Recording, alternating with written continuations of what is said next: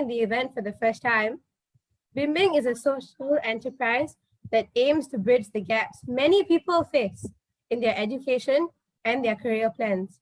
BIMBING's projects go across all age groups, from BIMBING for kids up to future projects planned for post-retirement plans. The type of projects covered are career planning, funding options, alternate education pathways, networking options, financial literacy, and a whole lot more. To keep up with our events, do check out our social media pages on Facebook, Twitter, Instagram, and LinkedIn. Join us if you're interested. Now, before I pass the floor on, allow me to introduce our very talented moderator for the session, Ms. Kevaldeep Kaur. She graduated from the University of London with a law degree. She's been a content manager with Teach for Malaysia. She's also been a youth advisor attached to the Ministry of Human Resources under a Perdana Fellowship and is currently a risk officer with PwC. The floor is yours, Ms. Moderator.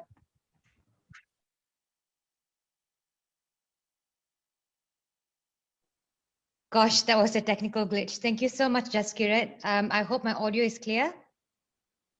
Okay, great.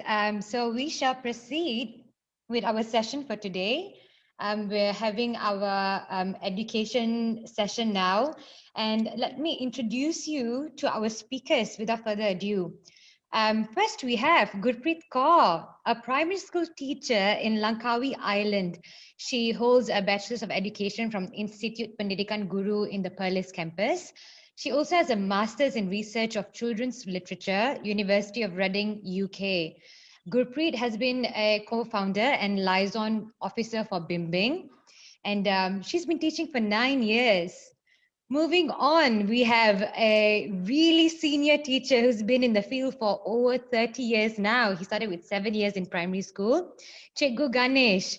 He is a MUET educator to pre-university students in SMK Forest Heights, Seremban. He has a Bachelor of Arts Honours from UPM. He's a member of National Debate Council. He is a panelist of think tank unit under Education Ministry Sports Co-Curricular and Arts Department. That's quite a stellar resume you've got there, sir. And moving on, we have Miss Rheem, who has been teaching for 10 years now. And she's a co-author of Year 6 model papers and PMR practice papers as well. She's the head of English department in an international school. While working, she's also pursuing her PhD in a local university. She did her TEFL course in UK, and that's our speakers for today. So we've got a primary school teacher, a secondary school teacher, as well as an international school teacher, and it's quite a diverse set of panelists today. To the participants, if you have any questions, please feel free to drop it in the chat box below. We will address them towards the end of this session. So having introduced our speakers for today, I would like to start our session off with something a bit more relaxed, perhaps. Maybe each speaker could share a simple fun fact about yourselves. We can start with Cikgu Ganesh. Sorry, Chico Ganesh, you're on mute at the moment. All right, can you hear me now? Yes, crystal clear. Okay, now let me share this with you. Now, in 1991, okay, when I first started teaching, all right, it was my first day in class. So I entered this standard 1 class, all right, and I walked into the class and I told them good morning. Now they're all seated. They didn't open their mouth, okay. So I told them, repeat good morning, and they sat down and they told me repeat good morning. Oh my goodness, what a story. All right, now this is a real Ulu school, all right. And the second incident, the next class, standard 4, I asked these boys a question, all right, and this boy, one boy, he looked at me, he stared at me. I said, if you know the answer, please hands up, please. And what he did was he raised both his hands up. It looked to me like a cowboy a movie. Oh gosh. but you know, this is when I realized that these students need us. All right, they need us. They need people like us to teach them. because they don't understand what English language is and how it's used. Okay, and that was in a kampung school, right? That was about 30 years back. All right, that is how it all started. Okay, my interest in teaching. I thought that I should serve, right? Thank you Okay, so that's much, all. Chico Ganesh. I truly believe in the saying that they say that it takes a village to raise a child, but it takes an educator to uplift a nation. So thank you so much for your service. Moving on, we can move on to Gurpreet. Um, I'm gonna be a little bit different. Chico Ganesh said that the children need us, but I'm gonna say we also need the children. My first posting was to a Tamil school, and I obviously didn't speak a single word of Tamil, and the kids, similar to Chico Ganesh school, spoke very little English, and so I had to learn Tamil in order to teach them English.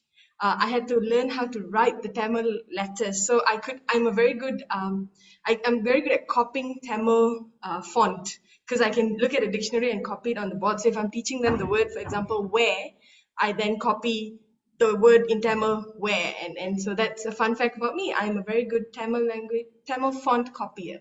So, yeah. Wow, Gurpreet. So while you were teaching, you were a student as well. That's interesting. Yes, yes. They Wow. taught me if I would teach them a word, for example, potato, they will tell me, oh, teacher, this is in Tamil, this is called Kalinga. And so I picked up the Tamil language because of these kids. And I think that is a very unique thing that I picked up from being a teacher, that I learned a new language because of these children while teaching them English. So, yeah. And moving on to to Miss Reen, would you be so kind to share a fun fact of yourself to us? All right. Okay. Going back to Mr. Ganesh just now. In 1991, I was still in my diapers in 1991. So, okay, just a little fun fact about myself. This wouldn't be anything related to my education actually. So I've conquered 3 continents, 30 countries, and I've backpacked to about 9 of them. And I actually took a leap year after my tertiary education to explore the world a bit. And that was also when I did when I did my TEFL certification in the UK. So the fun fact about me is that I'm an avid traveler. My gosh, that is quite some traveling. You've done that 30 countries, you say. Mind sharing which was your favorite thus far? I think I like Spain the most. Oh, wow. I've seen pictures and it looks stellar, I must say. Okay, it's nice to have a bit of an icebreaker and get to know everyone. Perhaps now it's good to move to our first question. Are you guys ready? Question 1, was there a calling to join the education sphere? And how did you decide on this path as becoming your career ultimately? We can start with Chico Ganesh. For me, I guess there was no calling, right? I was doing my Form 6, and then I applied for Teachers Training College just for fun. I applied, okay? And guess what? I was called for the interview. So I went for the interview just for fun, all right? My gosh. Then I got a place, okay? Then I decided whether to take it or leave it. But the thing is, the interesting thing was, it was in Penang, all right? Wow. And at that time, you don't really travel. I was from a poor family, you see, don't really travel. So I thought this would be the best opportunity to leave my state and explore. And so I left. I was in the heart of town in Maktab Perguruan Sri Pinang, okay? And only then I realized that, with all those training, and after that, when I was posted to Kampong School, I realized that teaching is rewarding because you learn, you continue learning, and the best thing about it is you actually teach people, and students are always around you, all right? They want to know things, all right? And this is one of those best things. And it is very rewarding because it just doesn't end there. The journey continues. In my case, it started with primary school, then I went to secondary school, okay? And from a diploma, cert, diploma, then degree, and then I did my master's. So there is continuation, but you must take it as a challenge. You must take it as a challenge, and you must not stop, all right? And there are many things in teaching in government school where people sometimes think that it's just classroom teaching, all right? But it's not just classroom teaching. There are so many things that you can explore. You can write scripts for the ministry, for the TV Pendidikan, for the multimedia. You can write multimedia scripts. You can work for co-curriculum unit, all right? You can do a lot of things with the ministry. So it's whether you want to make it interesting or you just want to sit back and just do your classroom teaching. Okay, for me, I enjoy teaching and there was no real calling. I just realized that I love teaching when I jumped into it. That's it. Okay. Yeah, I would say it was sort of like a luck by chance discovery for you then, Chico Ganesh, that Yeah. you really enjoyed teaching, because not many people get that lucky with their career. Some people have to balance a career with an interest on the side. And that's interesting to know. I remember reading a Japanese a proverb before that. There is this thing called ikigai, which is your life passion.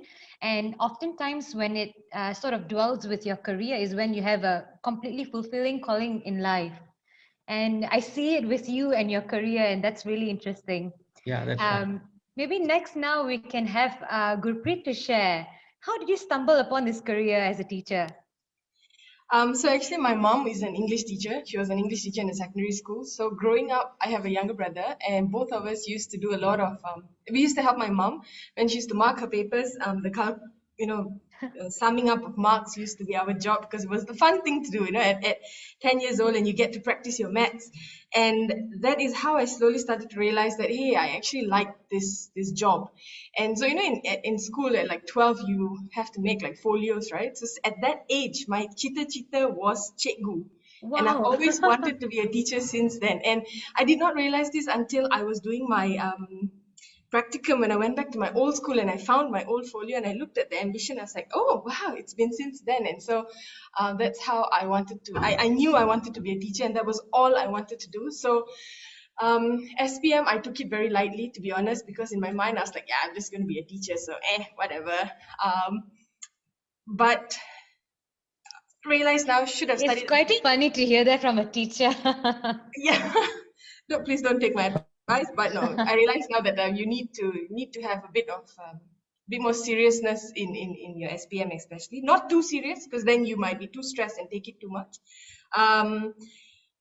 It doesn't define you as who you are. Your SPM results doesn't define you as a person. So to all those who just got your SPM results, if it's great, then great. If you're happy, good job. But if it's not what you expected, please remember this: your SPM results do not define you for who you are. I got 5 A's for my SPM, not the best, not the greatest, but I'm happy where I am today. I got to do what I wanted to do, and nobody asks for your SPM results anymore. Once you're in uni, nobody really cares what you do.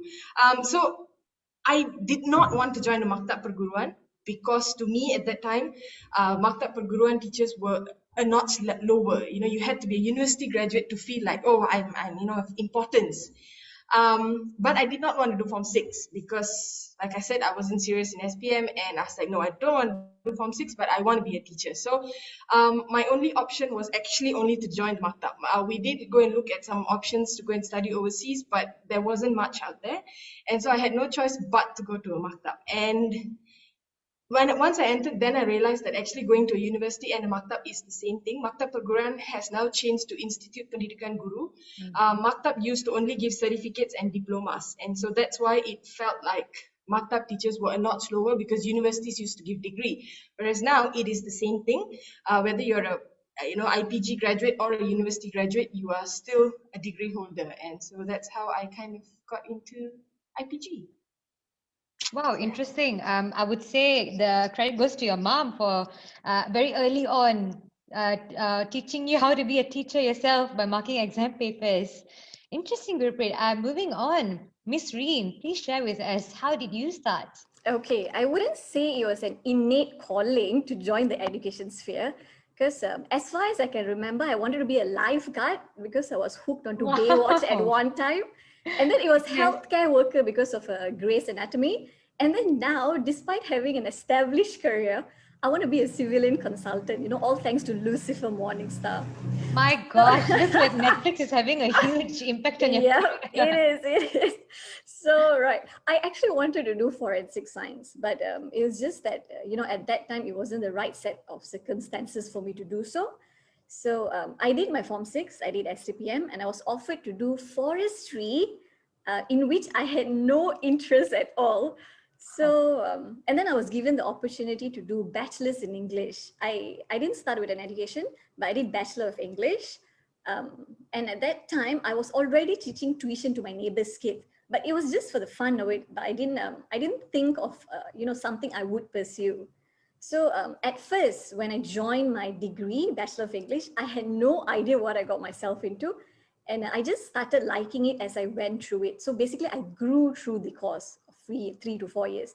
And the irony is that I got a C in my GCEO, the 1119 SPM paper. Right.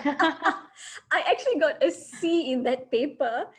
And now I'm the head of English department, doing my PhD My gosh, in look English. at it. So yeah, I mean, it's just amazing how everything unfolds over the course of time. Right. Wow. I'm really just, it's so interesting that all three of you have very different methods of education, which led to a very similar career field, let's say. And, how did you choose the education path? Like, was it something that was already presented to you while you were in school that you knew, like Gurpreet, that you knew about Maktab Perguruan existing? Or was it something that someone told you about? Because back in the day, we didn't have a career fair, much less a virtual career fair. So how did you choose your education path, and how did that choice now impact where you are in your career? Perhaps you all can expound on your degree and your masters, and how does that relate back to your career? We can start with Gurpreet. I come from a family of a lot of teachers. My grandfather was a teacher. I have an auntie, an uncle, my mom. So I guess one of the important things that we did as a family was I discussed my wants and needs with my family. And I told them that this is what I want to become, and I'm not interested in looking at anything else. And so then we really focused to what we wanted to do. So the important thing here is talking to your family, doing what you really want to do. And so then we spoke to a lot of people, and like you said, there was no career fair at that time. So at that point, the best thing to do was to talk to people. And so spoke to a lot of people, and I had, these options: do Form 6 and go to university, try and do an A levels and then go overseas, or try and join the Maktab. So that was my 3 options at that point. And so I chose Maktab because it was the easier option, because I was just not interested to do A levels or Form 6. Whereas my masters, I actually didn't know what masters I wanted to do.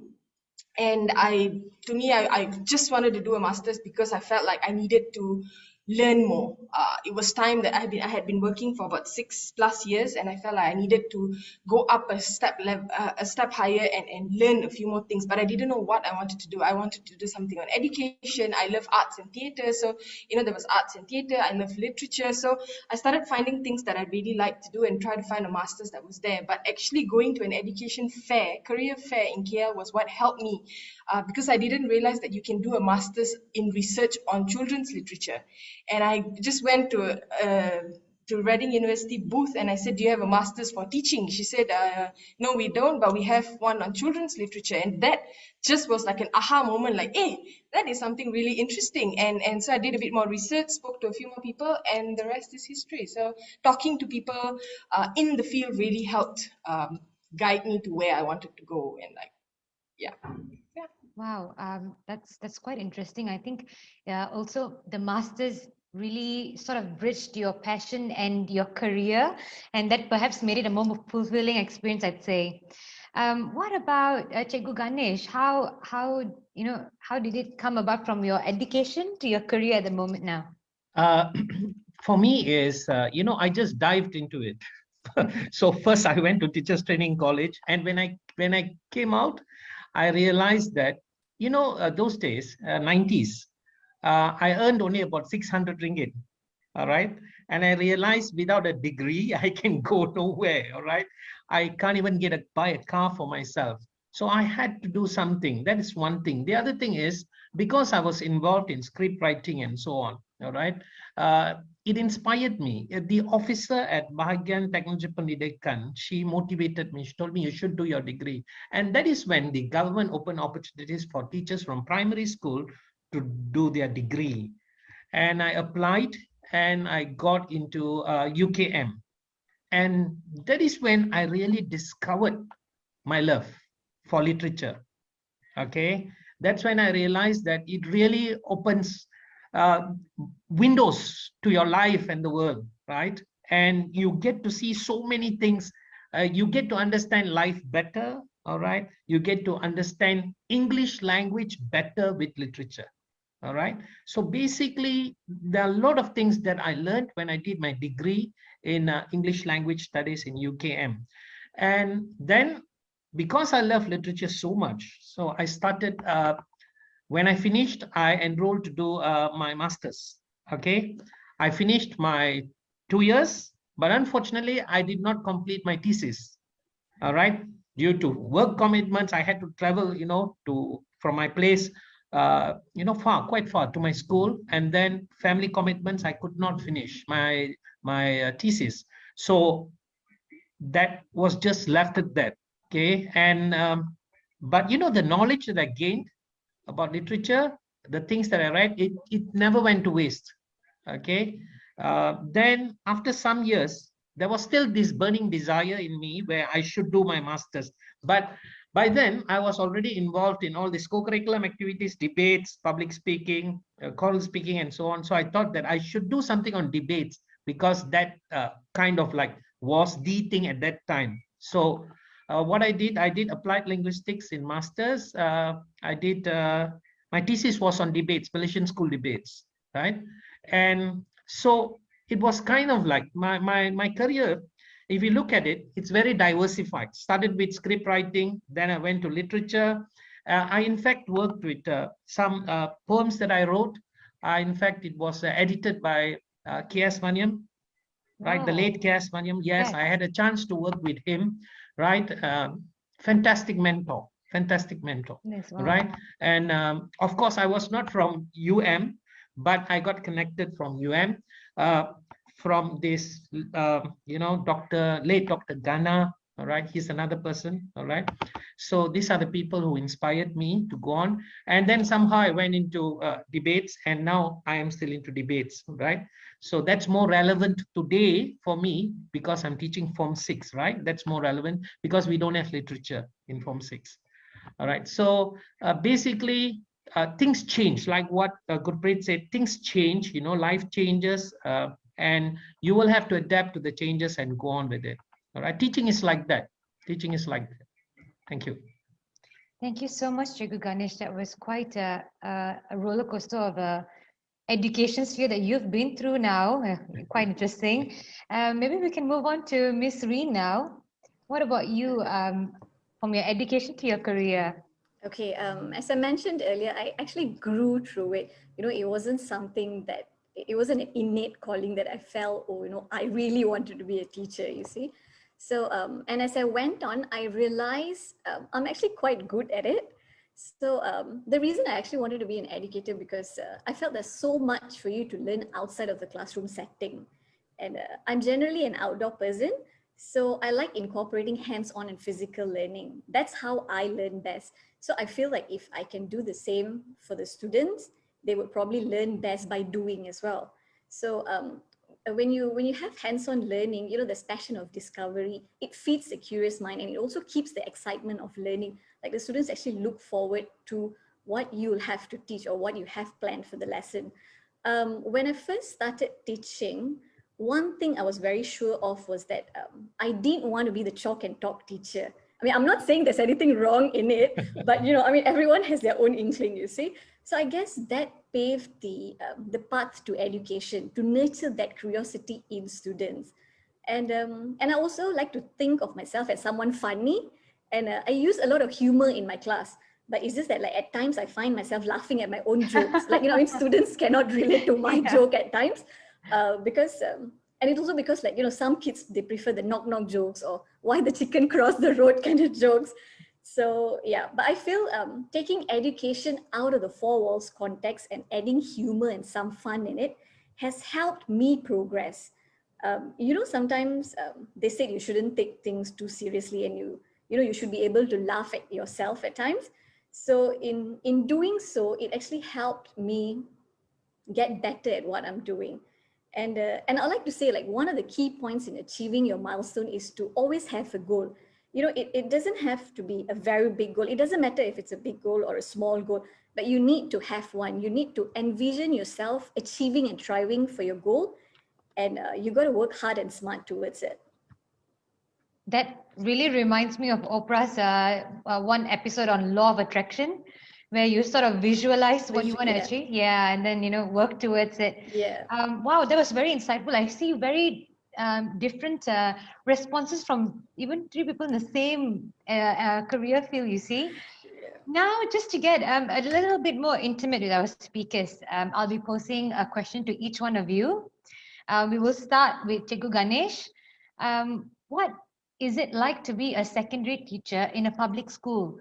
Being a seasoned educator, what changes have you noticed amongst students?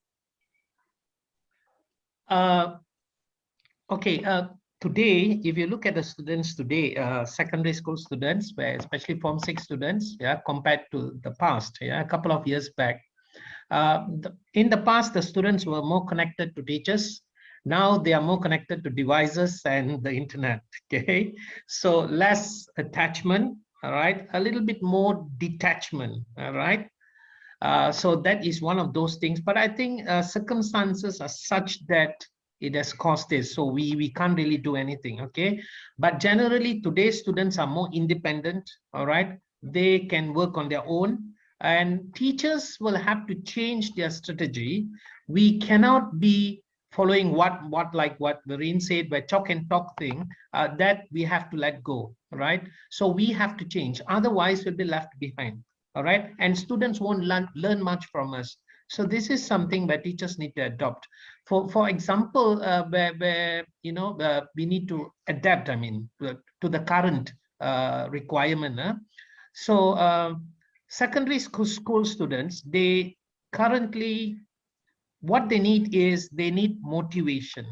I realize that because they are cooped up at home, all right, they are unable to connect with teachers physically. So we won't really understand them, what the problems that they go through and so on, right? So this is something where we need to understand that students, understanding the psyche of students is extremely important, especially teenagers, all right? Urban school students, let it be urban school students or rural students, we must understand the psyche, how they think, what they're going through. So it's important from time to time, when we realize that something is wrong somewhere, when students don't come online or they don't connect with us, when we realize there's something wrong, we will have to get in touch with them personally, meaning that we have to call them or text them and ask them what's the problem, right? To help them sort out the problems. So these are things that I realized that the difference in the past, students, we can see them every day, we can solve their problems in school. I'm also a discipline master in school, where I'm the head of discipline for many years, 20 years I've been holding that, because, it's unbelievable. When I was in school, I was one of those naughtiest fellows, Yeah, I used to give a very difficult time for all my teachers. But today I'm a discipline teacher. Probably it's because I understand the students, this kind of, students, their needs and how to handle them. All right. So I think it's a matter of, it doesn't matter urban school or rural school or primary school or secondary school.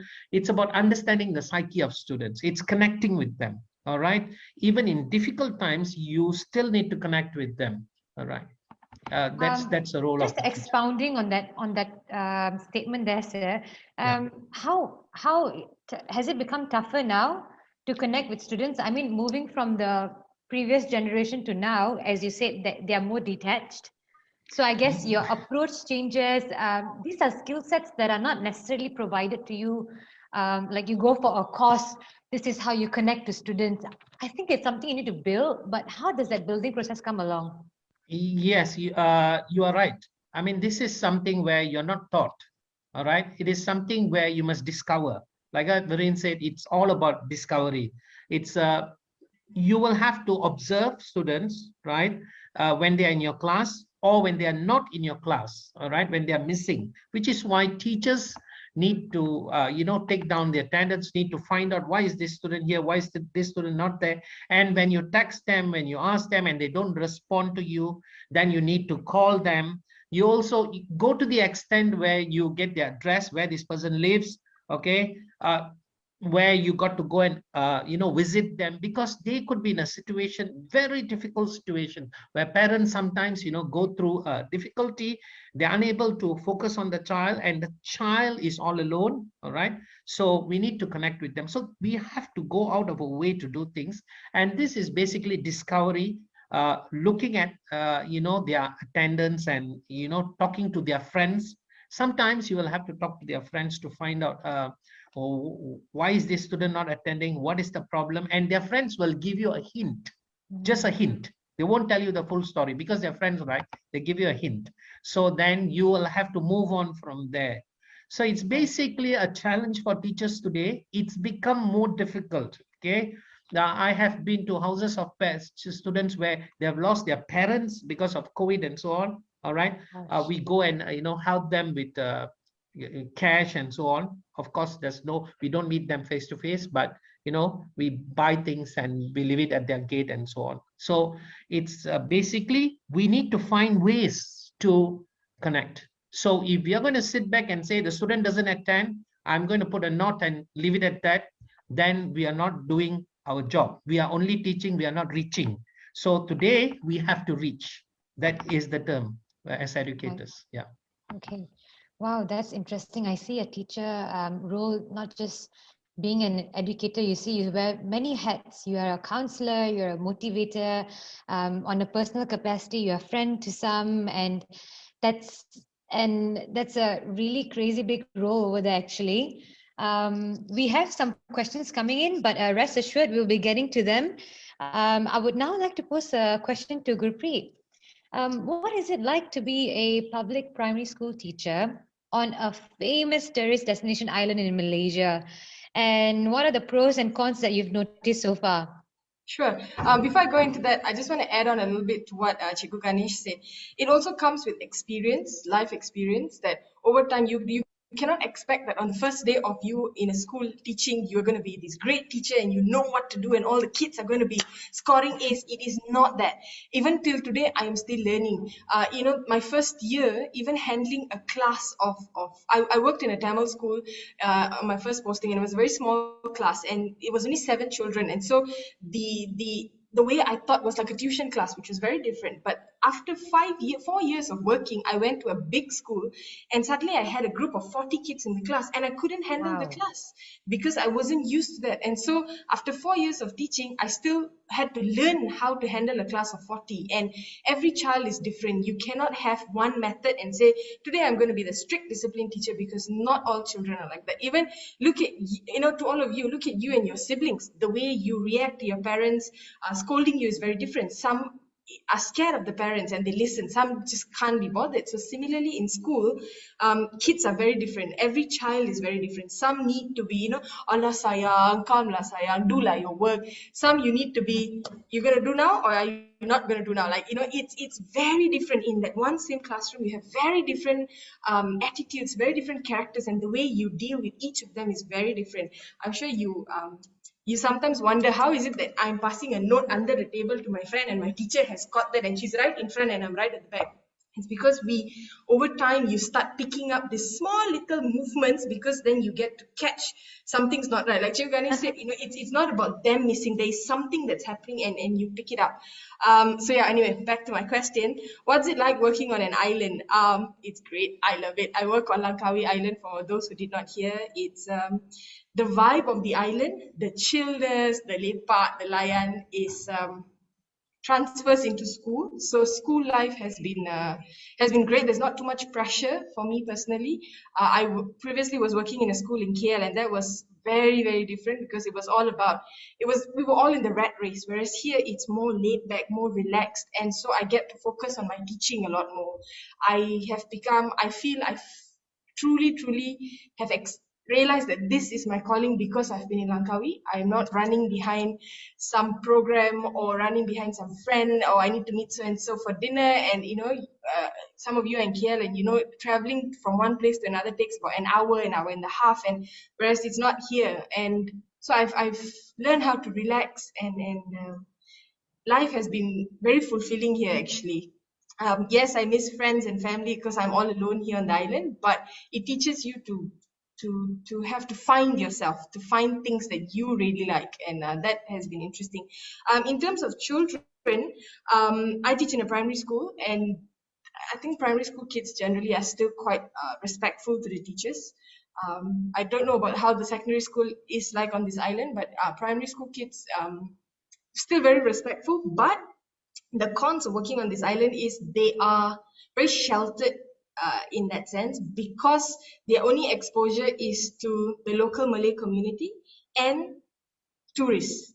And tourists meaning orang putih, white people. And that's the only two that they not generally get.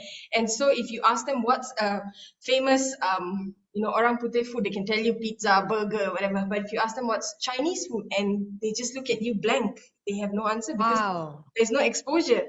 And so that was a big setback for me, that what is, how can you not know? You are Malaysians. And then I work in a school that is in Pantai Chenang itself. And so when I first came, I was like, oh, easy, it's going to be easy. The kids are all going to speak good English because, you would expect the tourist area, parents would be involved in the tourism industry. But it's the other way around. They don't speak English. They're very shy to speak English. It's when they get out of school is when they realize that English is important. And so my job now suddenly has changed. Whereas in KL, it was more of like trying to find ways to challenge kids because they're good in English. Whereas here, it's about cultivating the interest to English, to tell them that, hey, try and speak English. They always come to class and go, teacher, teacher, English susah, susah. I don't know. I know English. That's all they tell me. And trying to get them to understand that, hey, it's okay for you to make mistakes. I find it very sad when kids come to me and say, teacher, is it okay if we make a mistake? Salah sebut tak apa tak, teacher? And to me, that I feel really sad when kids tell me this, because they're so scared to study, they're so scared to speak English, which is really sad. And so as an educator, I have to now keep reminding them that, hey, make a mistake, it's okay, I'm not going to scold you. It's when you don't try is when you're going to get scolding. And after a year and a half being in the school, now I can see there's a slight change where kids are a bit more brave to try to speak English, even if they mispronounce, or they have the guts to ask me, teacher, how do I pronounce this? Whereas before this, it wasn't there. They were scared to ask the teacher because there was this inferiority that is there. I think in the general education system, that the teachers are up there and the students are down there. And so we have to make it right. We have to, always be on point, which is not the case, because I am here to teach you because you don't know, and you are here to learn, and the only way to learn is to ask. Another thing that I noticed here is there is no drive to want to study because they have seen what's it like to earn money at the age of 12, because I'm in Chenang, like I said, and so a lot of their family is involved in the tourism industry. So the kids as young as 12 are learning, when you go to the beach, there's this fire show. So I've got kids who are 12 who are already doing that. Wow, that's very young. Yeah, they're learning how to do this, and at the end of the night, they collect a tip, and they can earn maybe 50 to 80 ringgit in a night, and they do it 7 days a week. So to them is, why study? Because I can earn that money. So there's no drive to want to learn because they don't see the needs of education. So again, it's my job to tell them what's it like, going to university. And one of the ways I did was because I went to UK, so I've got a lot of pictures of different seasons and what I did, and so constantly talk to them about what's it like going to UK, go and study, and hopefully that then encourages them that, hey, even if it's 1 out of 40 in the class, I feel I've done a job that is great, because at least one student has had that drive that I want to go and do something with my life. I think the other two teachers are nodding, and I'm sure you know what it feels like. So yeah, that's kind of what I wanted to share. Wow. I mean, you would sort of think, I guess me being very outside from the system and coming in as with a very fresh perspective, right? I would expect that students in Langkawi, having met, like you say, Orang Putih, so mix around with them, they would have a view that one day I would want to fly to their country. I want to see what life is like over there. But there is this whole element of being very sheltered, and also with their parents, like their parents have a running business, life is good, the island life is great, even for you, Gurpreet, like you said, why the need to move, why the need to do more.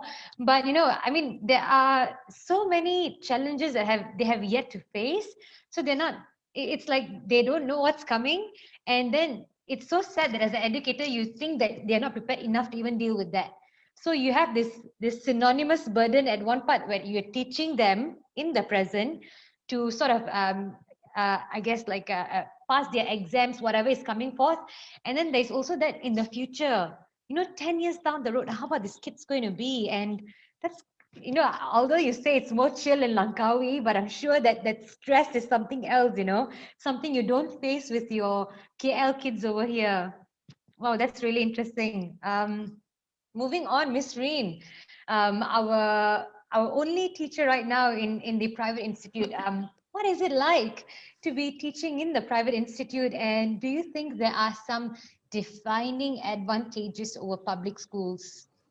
All right. I just wanted to touch on Mr. Ganesh being a disciplined teacher. I think Mr. Ganesh, you would have hated having me as your student. I was a very rebellious kid. I think I still am. Okay, but I think that has helped me become a better teacher, because I feel I could relate to the students more these days, because I think like sometimes when they're being rebellious, I could understand where they are coming from. So in a way, I'm not preaching to, to tell you to become rebellious, but I'm just sharing my experience. Like, that's how I came from. And like what Gurpreet and Mr. Ganesh said, it comes with experience. And I think English language is a barrier, whether both in urban and in rural area.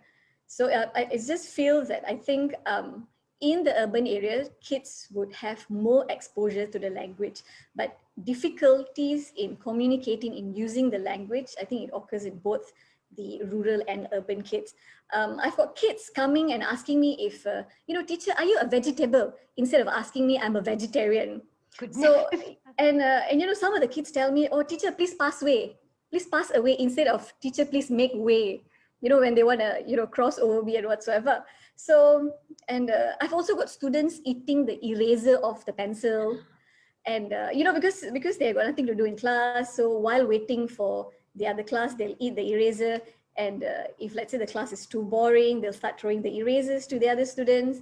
And some of the students, they actually bring their pencil case to the class, but they don't bring their pencils. So it's an empty pencil case. There's no eraser, there's no pembaris, no pemadam, nothing. It's just the pencil case. So it happens, I think, in both private, whether it's private or if it's public school, it happens everywhere. And I've actually got one student. This is in a private school, okay? So I asked the student, what was her name? So the student said her English name is Lucy. So I told her, how do you spell Lucy? She spelled it as L-O-U-I-S. So that's Lucy for her. L-O-U-I-S. So L-O-U-I-S is Louis, right? Yeah. So yeah. So and that's a private school student, right? So I think the limitation of language is there, despite being either here or there. And back to the question, being in private school, okay, private school students, usually they already have established parents, you see, parents who has that monetary commitment, they have that monetary comfort to be able to splurge more on their kids. So the students, they feel that they don't need to study. So they feel that, okay, they just go to school just to complete that cycle of life. Once they are done with school, they've got their parents' business to handle. The parents can send them overseas, or they can do whatever they want. So they have that set of mentality. I'm not saying majority, but like, yeah, some of them, they have that. And I feel each sector, like, they have their pros and cons. Teachers, generally have a lot of paperwork to do, whether it's private sector or if it's a public school. There's marking, you got to check the students' progress. There's PTA, there's co-curriculum activity, and there's also field trips. And I think teaching in a private institution requires you to explore more of yourself as a teacher. You know, you'll have to move out of your comfort zone to explore ideas bigger than yourself.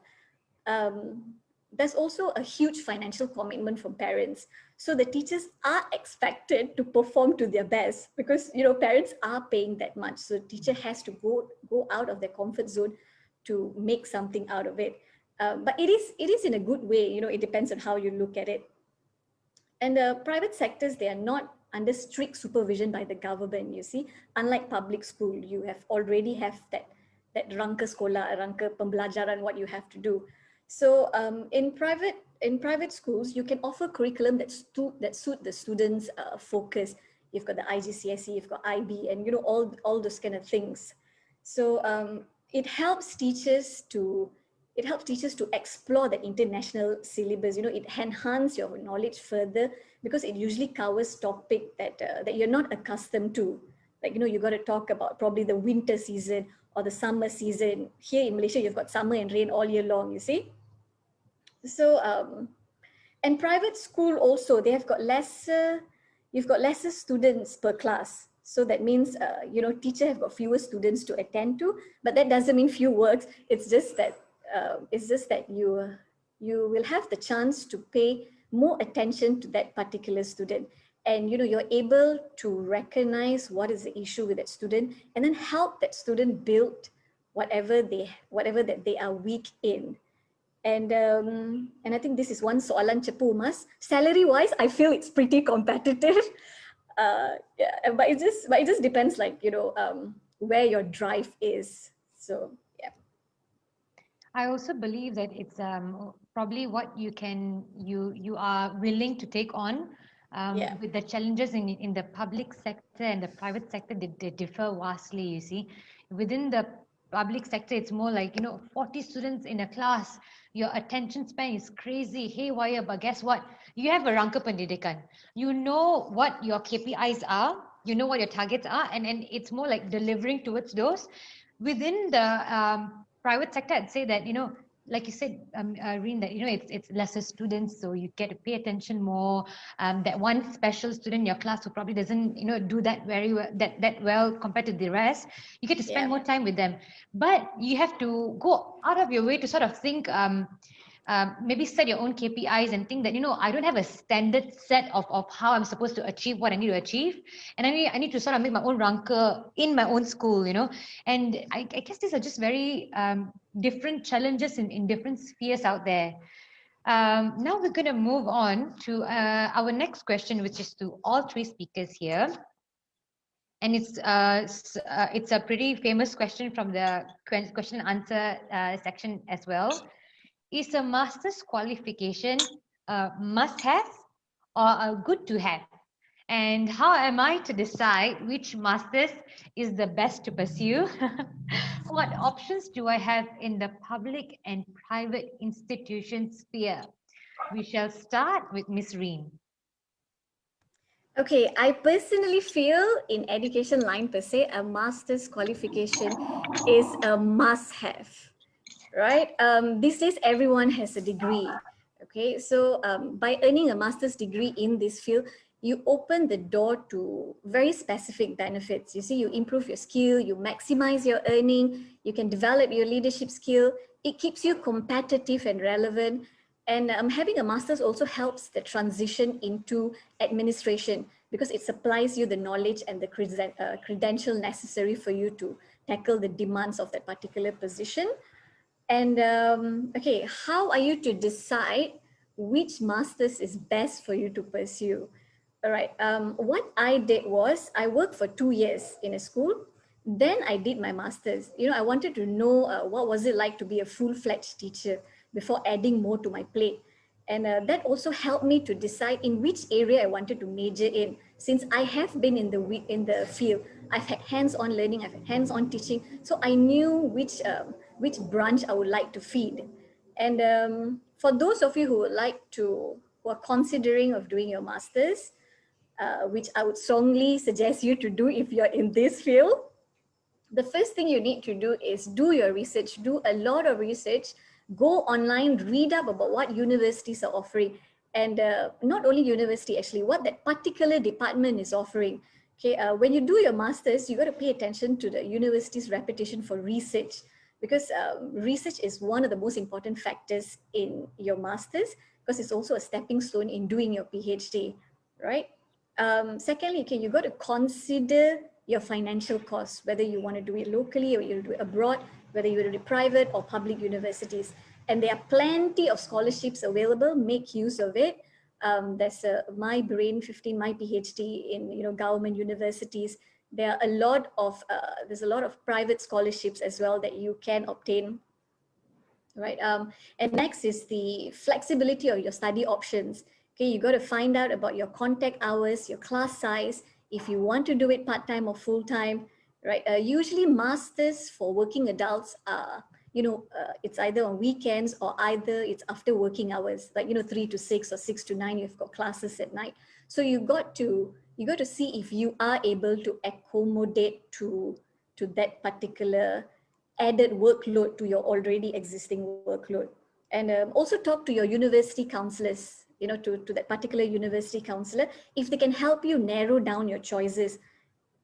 Because you have to choose your major. What do you actually want to major in? So talk to the counselors and see if they can help you find out the choices that best suits your career goals in your group.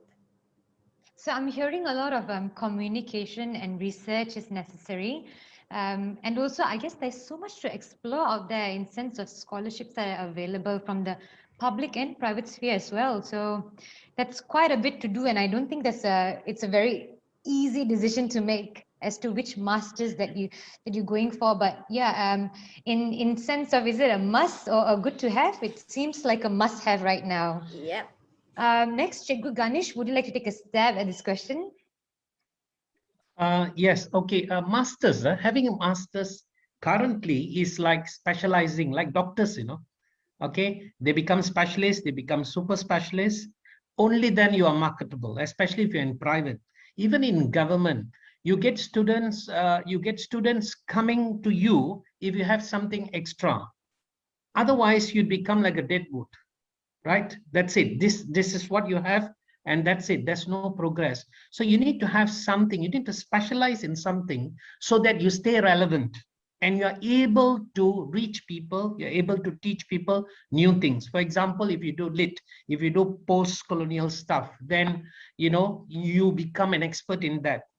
Then students will come to you if you're teaching big L, okay? And if you do something on public speaking, all right, then you are able to train your students up to state level, national level, and so on. So you stay relevant and you become marketable. Basically, the ministry, the PPD, the schools, the students all will look for you. So this is why masters is very important today. It is a kind of like specialist course, like what the doctors do. They become super specialists, right? And it should not stop there. If you think that you want to become a real expert, then you should have a PhD too, like what Rheem is doing currently, right? Okay, so you should do it. Like whatever that Rheem told you, research is extremely important, because every individual, they want to do different things. Their likes are different. They're passionate about different things. So you must do research.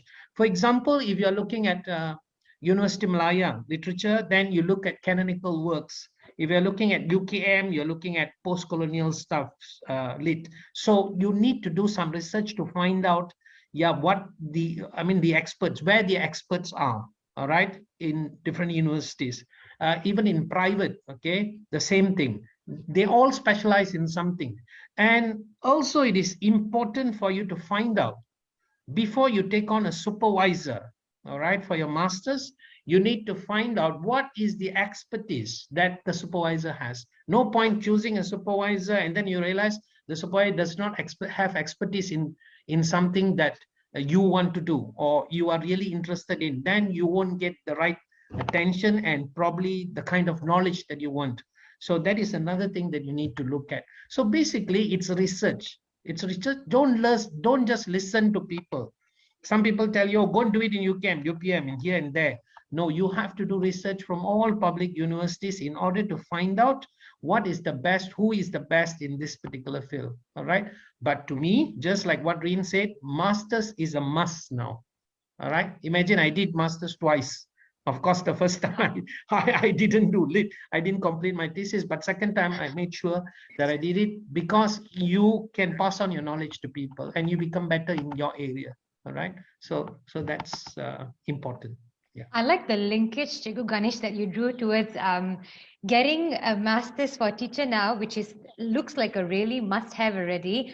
Is like how a doctor specializes, you see, Yeah. and it's just adding to your skill set and really just making you a better educator out there for the students out there. Next up, Gurpreet, would you like to enlighten us on this question?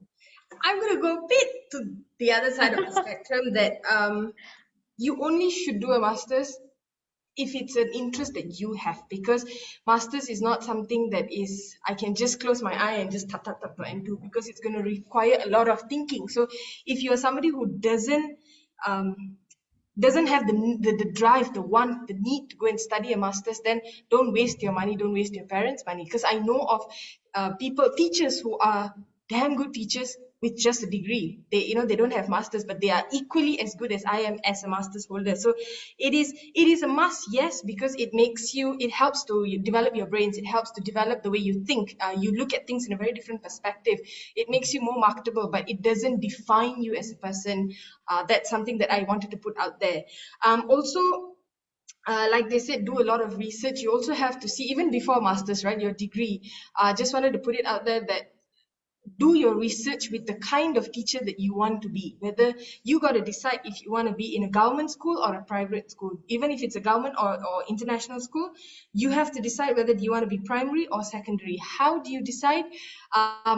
Think of do you like kids? Do you have nephew and nieces? Do you enjoy playing with them? At 7 years old, if you think I cannot tahan them, I can only tahan them for like an hour and then I'm done and back to the parents, then maybe primary is not your calling. Maybe then look at secondary. Maybe you enjoy talking to 14-year-old, 15-year-olds because you can be their friend. Then you know that, okay, secondary is my calling.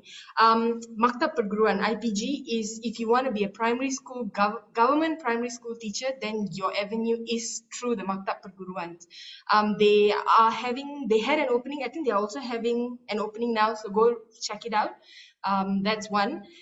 If you want to work in a secondary school but in the government sector, then look at government universities like USM, UPSI. These are avenues that you can then get into the government sector for secondary. If you're looking at being an international school, then go into private universities, and that's your avenue. So I think it's important. Not every institute can make you a teacher for anywhere. You have to decide the kind of teacher that you want to be, whether government or private. Masters. So like I'm a government school teacher, and so when you get into the system, you are at a grade that is called DG41, and you are in this grade for 8 years, and after that you move. After 8 years, you go into DG44, and while working in the government, there are opportunities where they give you a scholarship to go and study your master's. So you can either do it part-time or full-time. I chose to do my own. I was funded by my parents. Thank you, parents, for funding my education. I was very lucky because my degree was paid for because I was in the Maktab. And so when I did my master's, I took 1 year of unpaid study leave. And what that means is that I don't get paid for the year, but my year of service is accounted for. So I went to UK for 1 year, but my 8 years, it was still part of that 8 year. Oh, that really helps, yeah. It helps a lot, yeah, because otherwise then you move out of this 8-year system and then you have 1 extra year compared to everybody else. Right. And so I plan to stay in the government. So for me, that was a very important thing. I have friends who, after 5 years, felt like they want to go do their masters and they left the service because they wanted to jump into international schools. So that is also an option, because once you enter, I speak for myself, when you, after Maktab, after IPG, you are bonded with the government for 5 years. And after that 5 years, then you can leave.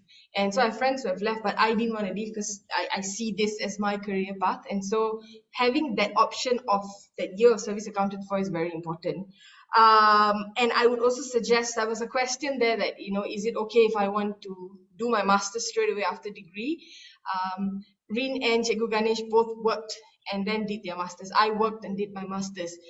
I would highly recommend do your masters, but work for at least 1 year first, because it gives you a wider perspective. When you're dealing with just university students, the kind of people you deal with is very different. Whereas when you work in school, you have 40 different people in that one space of your classroom itself, and you teach 3 different classrooms. You have so many teachers, you go for courses, so the way you interact and deal with people is very different. And so doing a master's after working really helps to broaden your perspective and your viewpoint.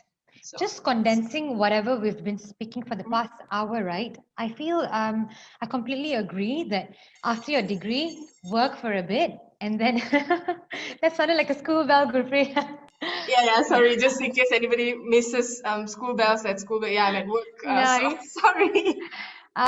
Anyway, just coming back to that, you know, doing your bachelor's or your degree first, and then having some work experience, it really helps you sort of pinpoint where your master's is going to be at. Because I got a resounding answer from all 3 educators here that, you know, you need to really put in research. You need to really know what your goal is and work towards that when you sort of looking at masters.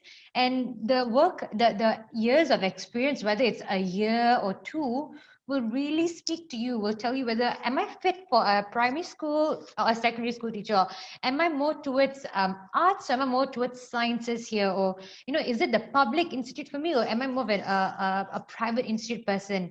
So this whole years of experience will really shape your sort of mind frame towards what you want to later on pursue in your masters. And Miss Rheem, I guess that really applies even all the way towards your PhD, I'm guessing. Yep, it does, because and PhD is a huge thing. You know, I mean, it's not something that you think you want to do, you go and do it. You know, you got to put a lot of thought into it, because you got to be committed at least 3 years for it. So if you feel if it's something that you just want to do out of the blues, you're going to be stuck with it for the next 3 years. And it's not easy, because you've got a thesis to complete, and then halfway through your thesis, you'll have some glitches. And now even more so, because during the pandemic, right, you cannot go and do your field test, you cannot go and get your post test all prepared. So you gotta really think it through if that is what you really want to do. Okay, nice. I just got a message from the BIMBING team that we're very popular with questions. So we're going to head towards questions for now.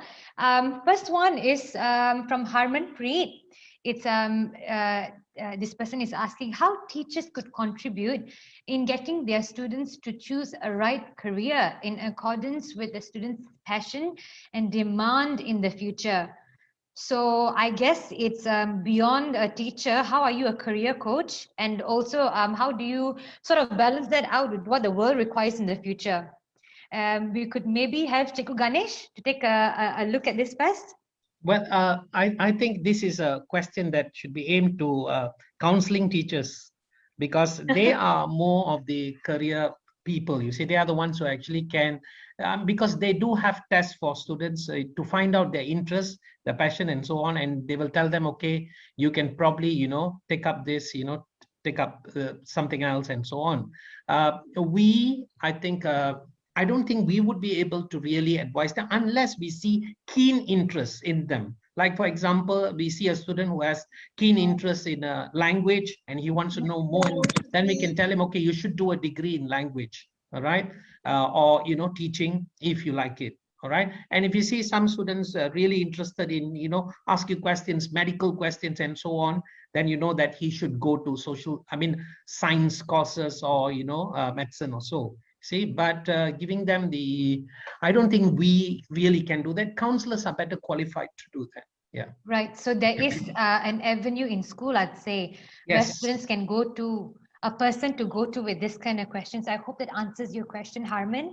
Just to add in a bit, we definitely. as teachers in the classroom, I think the best that we can do is to try and drive them towards their passion. We cannot tell them what their passion is, but they need to understand, they need to acknowledge that they must realize their own passion and they must try and pursue it that way. And so we can only tell them that, you know, go follow your dreams, and that's kind of what we push them towards. And then they then look at the counselors to see what is it, and like Chico Ganesh should do all the tests and to see where exactly their passion, whether is their passion really what they are good at, is where the counselors can help. Okay, nice. Miss Rheem, would you like to add anything to that question? Okay, just to add to the question, right? I think this would work best with a secondary student, like a teenage student, because if you ask kids what they want to be, if you look at their report card, they'll tell you they want to be perompak, they want to be, you know, some other funny punya cita-cita. So the popular one nowadays is YouTuber, by the way. Okay, Wow. yes, YouTuber, influencer. So you know, they want to be this because of the glam of it. You know, they don't see the hard work that actually goes into this kind of thing. So they just feel that, oh, I want to create a YouTube channel and I want to do this and I want to do that. So it is just at the spur of the moment ambition. But as they grow, they probably want to be something else. So I feel if you want to be able to enhance the students' ability to know where they want to go or what they want to actually do is when they're 16, 17, because, you know, they're mature enough to grasp the knowledge. They're mature enough to know, to see the future, like, oh, okay, this is what I want to be. Wow, interesting. Speaking about crazy careers in the little buku that we had in school that we used to write our career down, top 3 pekerjaan each year. I remember my resounding one was actually postman. I didn't even put postwoman, it was postman, because I thought that, you know, a postage goes all over the world. I may be traveling with the letter itself. So, you know, little did I know then. Moving forward to our next question now, by Veereen. Does online teaching or learning produce the same quality of teaching compared to class face-to-face teaching?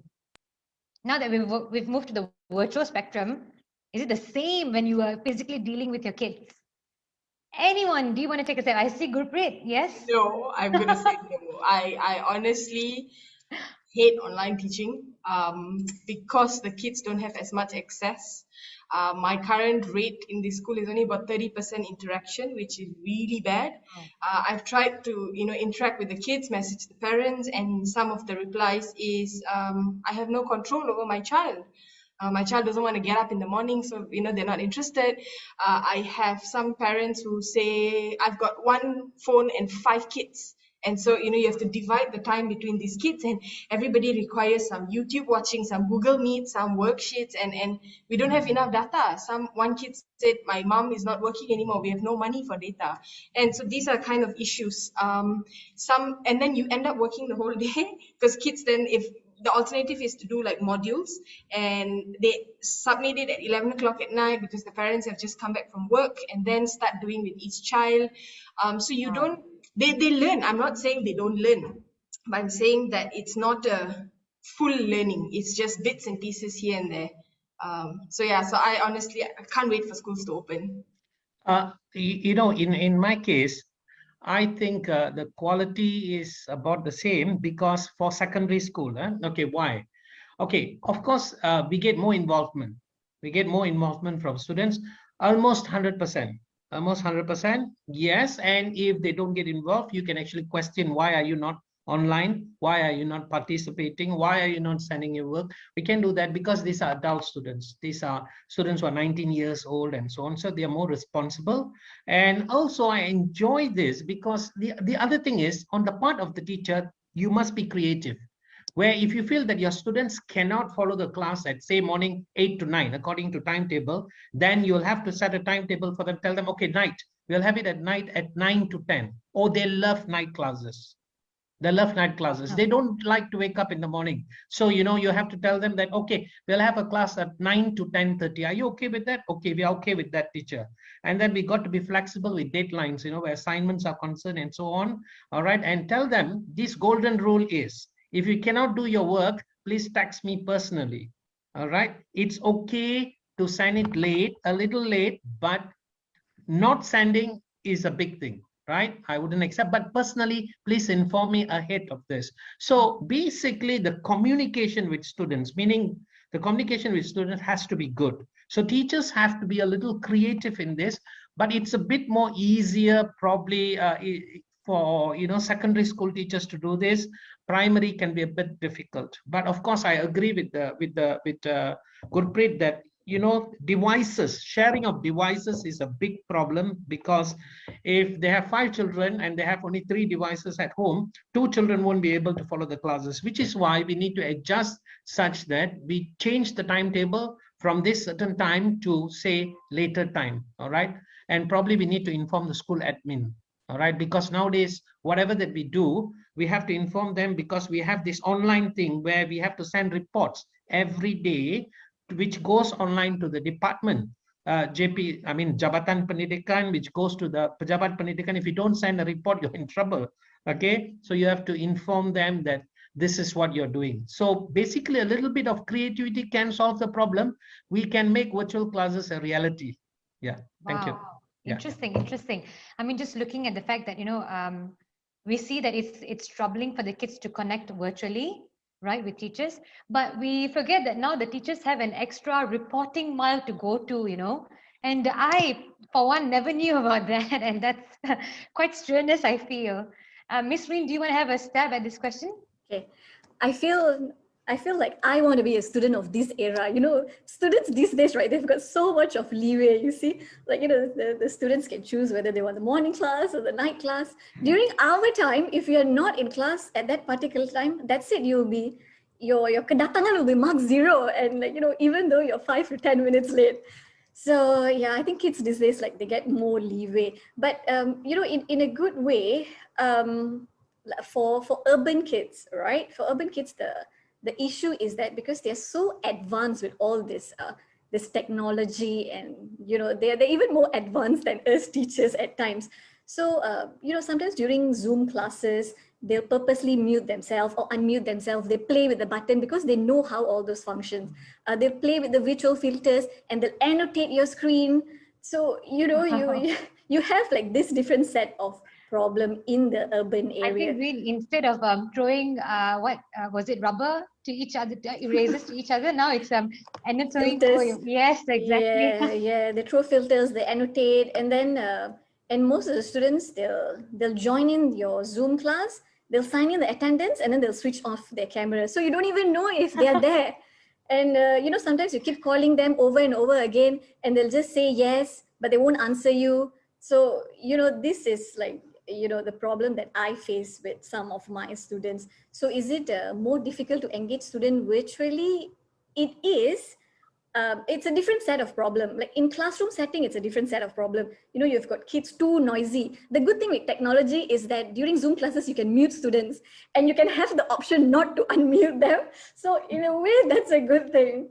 But in physical classroom setting, you don't have that option. So in each setting, you will have your own problems to tackle with. But we have got so many educational, like online educational tools these days. You see, there's Edpuzzle, there's Kahoot, there's Queasy, there's Socrative. I think there's Nearpod and Bluekit as well. So you can make use of all these educational educational tools in order for you to make your lesson more creative and more engageable for students.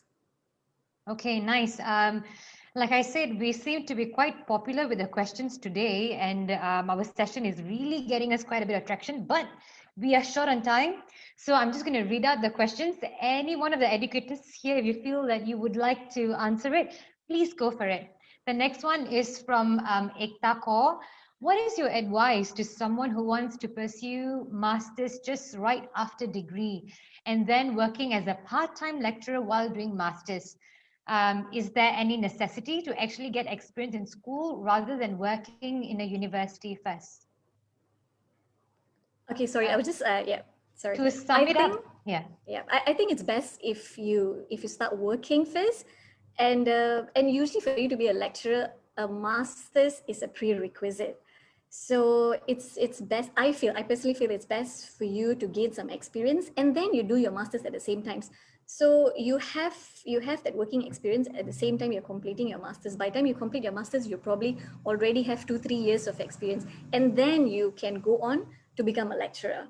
So, you know, it supports your working career in that way as well. Okay, nice. I hope, Ekta, that answers your question.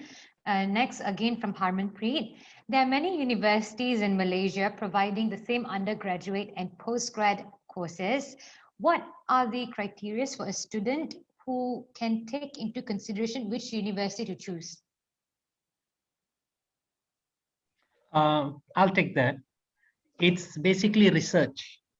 You will have to do research, and it's very difficult to say that this university is better with this and that university is better with that. No, it's basically research.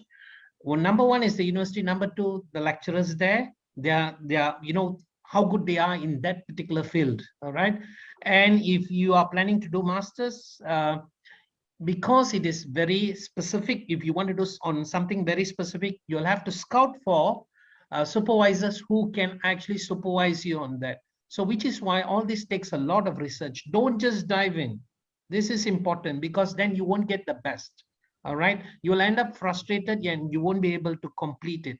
So this is important. Do research first, ask people who have done before, and then you decide. That's the best. Okay, thank you. Okay, thank you so much, Chico Ganesh. That was enlightening. Next one is from Amanjot Singh. Which is better sector to work in, the public or the private sector? I think for this, let's have Gurpreet and Miss Rheem to answer. So I'm going to tell you, if you want to go in and make money, then public sector government school teacher is not the avenue, because you end up spending a lot more for your kids. I spend a lot of money buying presents, decorating classroom, buying stationery for kids, because that's one of the incentives to attract them. Again, you have to look at your passion and your wants and your needs. If having a pension is something that you aspire in life, then go for government. If it's making money, or doing your own, like how Rheem said, you can cater your own education system to your kids, then you have to decide your passion. I am not going to say whether public or private is better, because I think both have their pros and cons. Like Rheem said, you work for the parents because they pay for it. I work for the kids because they pay for it. But that does not mean that she's not working for the kids. She's also working for the kids. So there's pros and cons to it, and you have to decide yourself what you want to do. Thank you, Miss Rheem. Yeah, like what Gurpreet mentioned earlier, it just depends. One thing which is very clear is that there is security of job in the government sector. I mean, we all know about it, right? So it's not that there's no security of job in the private sector. I mean, it's education. Education is a lifelong learning process. So you will definitely make a career out of it, whether being in the private sector or the public sector. It's just that I feel, I can only talk on myself because I've been in the private sector, you see. I feel the kenaikan pangkat in the private sector is faster compared to in the government sector. Once you get your masters, you're well established, you can go on to lecturing, you can go on to the administrative post, and you can hone your skills better that way. Okay, thank you so much. But at the end of the day, it is your choice. You choose which one you would like to go into. Okay, that was I guess that was a very proportionate view for both public and private. We shall now move to a question dedicated specifically for Cikgu Ganesh from Davina. I was Mr. Ganesh student some years back. He was always one to go the extra mile for his students, sacrificing personal and family time to aid students outside of working hours. I hope he knows that his sacrifices do not go unnoticed. My question is for Mr. Ganesh and all the other panelists, because teaching can sometimes take a large chunk of your personal time away. What do you do to unwind and disassociate from your hectic lifestyles, and how important has unwinding become, especially during this current COVID-19 climate? So, Cikgu Ganesh, would you like to have a take at it first? Okay, right. Okay. Which is why we need to be involved in other things as well. So I keep myself occupied. Number one is I like to take challenges. The last couple of years, I hiked up to Mount Kinabalu. All right. These are things that I do. I like hiking. All right. Climbing mountains, and also we need to be involved in things like I told you just now, be involved with the national think tank, all right, where you come up with concept papers for the ministry, concept papers for language activities, right? We get involved in that. also get involved. You must remember the family is an important thing. All right. Okay. Spend time with family. All right. So you want to unwind. There are so many things you can do. The other thing is you can do writing. All right. I write poems, a lot of poems. I have my own collection. All right. And I also do short story writing. All right. And I love to cook. So, you unwind, you must find ways to do that. But at the same time, we must also not forget our professional stuff where, that, this student who's Davina, I know she's a debater. Yeah, I just saw she's a debater. Yeah, we used to train the state team before. So the thing is, she was in the team. The thing is, these are the part-time things that I do. Apart from, teaching, I also find time online debates for people who want, my friends, especially close ones. But now I've cut down on that. Now I'm more on other things, right? So get involved in things. You cannot just look at classroom teaching only. Okay, to unwind, you must do a lot of things, diversify. That's important. All right. So, okay, thank you so much, Chico Ganesh. Next, sorry, I'm on a roll. I just have a lot of questions coming in and we're a bit tight on time. Next is from Arin. Does studying in public or private university affect our job scope later on? And is there a huge difference regarding benefits between a private school teacher and a public school teacher? I guess we've already addressed the private and public school teacher difference. Maybe now we can just sort of just understand between public and private institute of learning. Is there a difference in choosing that? I'll take a stab at it. It's like what I said earlier. You have to decide whether you want to be a government sector, private sector, and then that will help you decide whether you want to go into a public uni or a private uni. Okay, nice. Thank you so much, Gurpreet. The next question is it worth to be an ICT teacher? Ms. Rheem? It is actually, because now you see we are moving towards enhancement of technology. So being an ICT teacher will keep you up at the competitive path. So if you ask me, is it good to be an ICT teacher? Yes, go for it. Very nice. Okay, that's your answer there, Manjot. Next will be there are 3 questions now. I will address them according to each panelist. Number 1, do you think it's right to teach in different schools in every few years? And how long should one teach in a school before moving into another school? Maybe Gurpreet? I moved to different schools because I wanted different exposure. I was working in 3 different places, and all 3 different schools gave me very different. I learned a lot of new things. First school was a very sekolah kurang murid, where I had 50 students in the entire school from year 1 to year 6.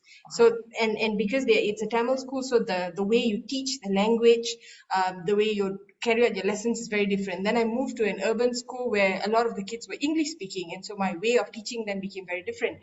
And I'm now in a Malay kampung school where again it's very different.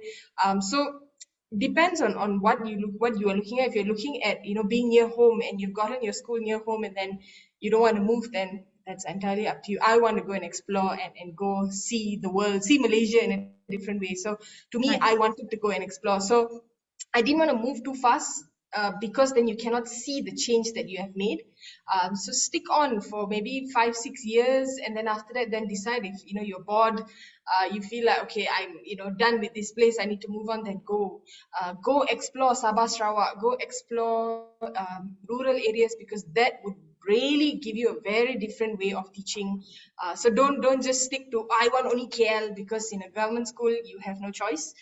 You get sent to wherever, and so you have to be open to experience and adventure. Okay, nice. I just keep getting messages that we're tight on time. Next would be, what advice do you have of pre-service teachers who is going to experience the teaching transition from university to a school? Maybe Mr. Ganesh, would you like to take a stab at this?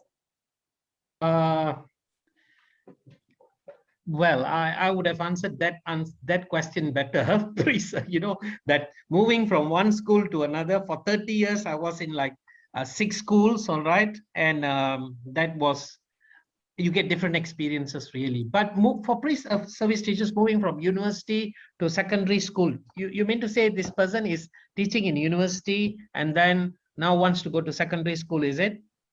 I guess that's what the from question a is. university, yeah, to a school. Yeah, coming. Yes. Okay, so basically you have to bring down your standard, right? At university, it's a different standard altogether. At school, it's a different standard altogether. You have got to pitch your standard to students' level. So it's understanding your students, and in every class, there are 3 different groups. You have the weak ones, you've got the average ones, and you've got the advanced ones. So you have to pitch according to their level. So that's about it. So wherever you teach, wherever you go, rural, town, universities, secondary schools, primary schools, teachers will have to adapt according to the students' level. So that's what it is all about. Thank you. Okay, very nice. Our last question would be taking education into business, tuition center. Anyone has tried it? What is it like? I have tried it. Okay. Okay, nice. Now, okay, I will tell you. Now, it can be rewarding. It can be rewarding, depends on how professional you are. But basically, people like me, we don't have time. All right. So one of my friends, tried it out, and then he told me that, please join me. You just teach. Okay, I didn't own the center, he owned the center. All right, just be a share partner. Okay, I was not a share partner as well, but I just said, okay, never mind, I will come in and help out. But I got to see the whole thing, how it was run. Number one, you must have professional management. That's very, very important. Okay, number 2, you must have good teachers, very good teachers, because students, they go for tuition because they want the best teachers. And in a town, they usually know who are the best teachers. Like, oh, this teacher from this school is really good. So that teacher becomes very popular, right? So this is what it is. You need to have the best teachers. You need to have, run it professionally. Otherwise, they won't pay you the fees. This is one more thing that, my friend experienced. So when you want to open a tuition center, you'll have to think of these 2 things very important. Number 1, good management. Number 2, good teachers. All right. And now it has gone virtual, right? It is even more difficult for tuition centers to survive because these teachers who are very popular teachers, they have branched out. They have moved out from the centers and they are operating on their own online teaching, right? So tuition centers are basically finding it very difficult to survive. Okay, I would say, yeah, because from what I hear from my friends who own centers, they say it's very difficult to survive. Okay, but face to face, yes, if you run it professionally and you've got very good set of teachers, you can make good money there. Yeah. Thank you so much, Chico Ganesh. We are literally at the brink end of our session, and I just want to say thank you so much to our speakers, Gurpreet, Miss Rheem, and Chico Ganesh. It was an amazing session. We literally went 30 minutes over our time, but it was completely worth it. For the questions, anyone has any questions, please put it in the chat box. The speakers will type out their answers and address it in the chat box itself. We are unfortunately at the end of our session, and this was for someone who is from the outside coming into and having just taking a tiny peek, I would say, into this field. Wow, I learned so much today. It was really enlightening. Thank you so much to all our speakers. Thank you to BIMBING for organizing this. And that's it for the education session. Thank you so much.